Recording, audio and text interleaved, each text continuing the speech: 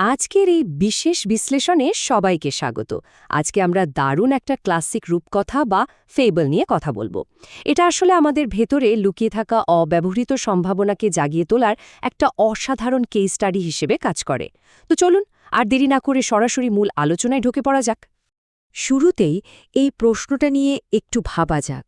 আচ্ছা, ওরার বিশাল ক্ষমতা থাকা সত্ত্বেও ঠিক কোন জিনিসটা আমাদের মাটিতে আটকে রাখে? এটাই কিন্তু আমাদের আজকের আলোচনার একদম মূল রহস্য। মানে কেন এমন হয় যে অগাধ ক্ষমতা আর পোটেনশিয়াল থাকা সত্ত্বেও অনেক মানুষ জীবনে একটা নির্দিষ্ট জায়গাতেই আটকে থাকেন? আমাদের সবার ভেতরে তো ডানা মেলার শক্তি আছে, তাই না? তবু আমরা কেন ওরা চেষ্টা করি না? আজকের এই রূপকথাটা ঠিক এই প্রশ্নেরই একটা দারুণ উত্তর দেবে। গল্পের প্রথম অধ্যায় রাজকীয় উপহার।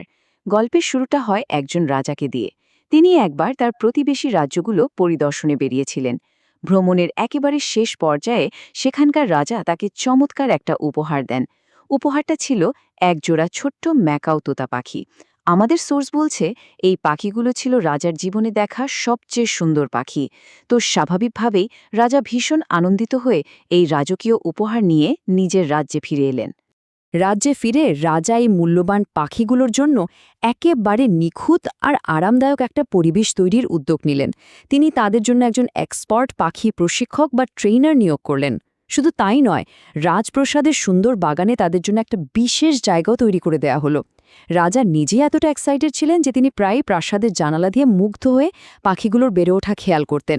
এক কথায় বলতে গেলে পাখিদের বেড়ে ওঠার জন্য রাজা সর্বোচ্চ সুযোগ সুবিধার ব্যবস্থা করেছিলেন। কোনো কিছুরই কমতি ছিল না। কিন্তু কিছুদিন যাবার পর একটা অদ্ভুত বৈপরীত্য বা কন্ট্রাস্ট দেখা গেল। ট্রেনার এসে রাজাকে জানালেন পাখি দুটো সম্পূর্ণ ভিন্ন আচরণ করছে। একদিকে একটা তোতা পাখি আকাশে অত্যন্ত রাজকীয়ভাবে উঁচুতে উড়ে বেড়াচ্ছে, আর অন্যদিকে দ্বিতীয় পাখিটা যেদিন থেকে এসেছে সেদিন থেকে নিজের বসার ডালটা ছেড়ে এক চুলও নড়েনি। ভাবা যায়, একই পরিবেশ, একই যত্ন, তবুও দুজনের আচরণের এই বিশাল পার্থক্য সত্যি অবাক করার মতো। দ্বিতীয় অধ্যায় মাটিতে আটকে থাকা তোতা পাখি। সময় যত গড়াতে লাগল, রাজা এবং সেই বিশেষজ্ঞ ট্রেনারের হতাশা যেন ততই বাড়তে শুরু করল। দ্বিতীয় তোতা পাখিটা কোনোভাবেই উঠছিল না, সে শুধু তার ওই ডালটিতেই শক্ত হয়ে বসে থাকত। এই পরিস্থিতি রাজার মনে রীতিমতো একটা বড় দুশ্চিন্তার জন্ম দিল। মানে এত সুন্দর, এত ক্ষমতাবান একটা পাখি, অথচ সে তার ডানা মেলার কোনো চেষ্টাই করছে না। ব্যাপারটা আসলে খুব হতাশাজনক। রাজা এবার পাখিটাকে ওড়ানোর জন্য একেবারে মরিয়া হয়ে উঠলেন। তিনি একের পর এক নানাভাবে চেষ্টা চালিয়ে গেলেন। প্রথমে সেই এক্সপার্ট ট্রেনার, তিনি তো ব্যর্থ হলেন। এরপর রাজা আশেপাশের রাজ্য থেকে বড় বড় চিকিৎসকদের ডেকে আনলেন। তারা সবাই তাদের সর্বোচ্চ চেষ্টা করলেন, কিন্তু না, পাখিটা উড়ল না। এরপর রাজা তার রাজদরবারের জ্ঞানী সদস্যদেরও দায়িত্ব দিলেন, কিন্তু তারাও ব্যর্থ হলেন। অবশেষে রাজা ভাবলেন, হয়তো এমন কাউকে প্রয়োজন যে পাখিদের প্রাকৃতিক পরিবেশ সম্পর্কে খুব ভালো বোঝে। তাই তিনি গ্রামাঞ্চল থেকে সাধারণ একজন কৃষককে ডেকে পাঠালেন। গল্পের তৃতীয় অধ্যায় কৃষকের সমাধান। কৃষক আসার ঠিক পরের দিন সকালে এক অভাবনীয় দৃশ্য দেখা গেল।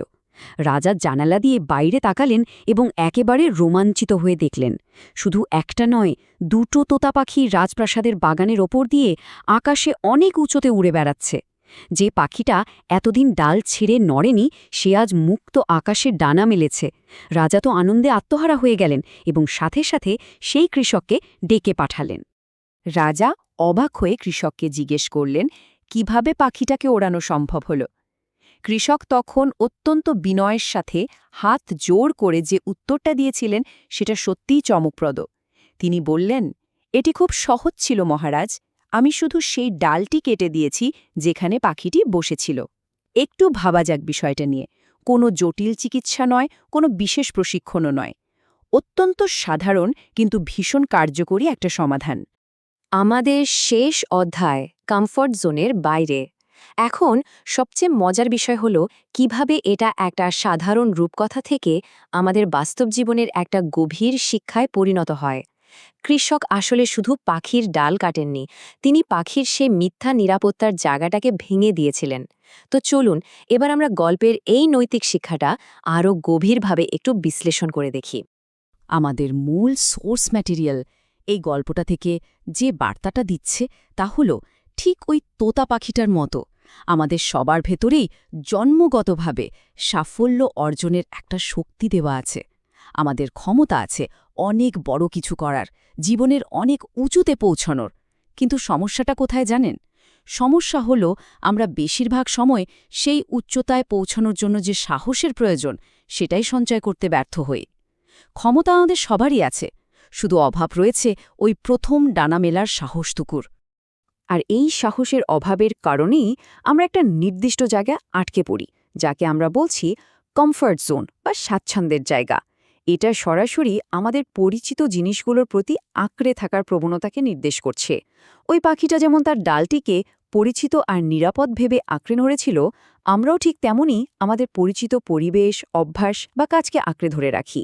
আর এই শক্ত করে আঁকড়ে ধরাই মূলত আমাদের নতুন কোনো সুযোগ এক্সপ্লোর করতে এবং সামনে এগোতে বাধা দেয়। আর এই বিষয়টা চমৎকারভাবে তুলে ধরে পুরো গল্পের রূপক বা মেটাফারটাকে। এখানে তোতা পাখিটা হলো সেই সব মানুষ যাদের ভেতরে অনেক অব্যবহৃত ক্ষমতা বা পোটেনশিয়াল লুকিয়ে আছে। গাছের ডালটা হলো আমাদের সে কমফর্ট জোন বা পরিচিত জিনিসপত্র। আকাশে ওড়ার অর্থ হলো জীবনের সফলতার একেবারে শিখরে পৌঁছানো। আর সবচেয়ে গুরুত্বপূর্ণ অংশ, ডাল কেটে দেওয়া, এর অর্থ হল নতুন সুযোগ খোঁজার জন্য নিজেকে সেই পরিচিত এবং আরামদায়ক গণ্ডি থেকে সম্পূর্ণ মুক্ত করা। ছকটা মেলালেই কিন্তু ব্যাপারটা একদম পরিষ্কার হয়ে যায়।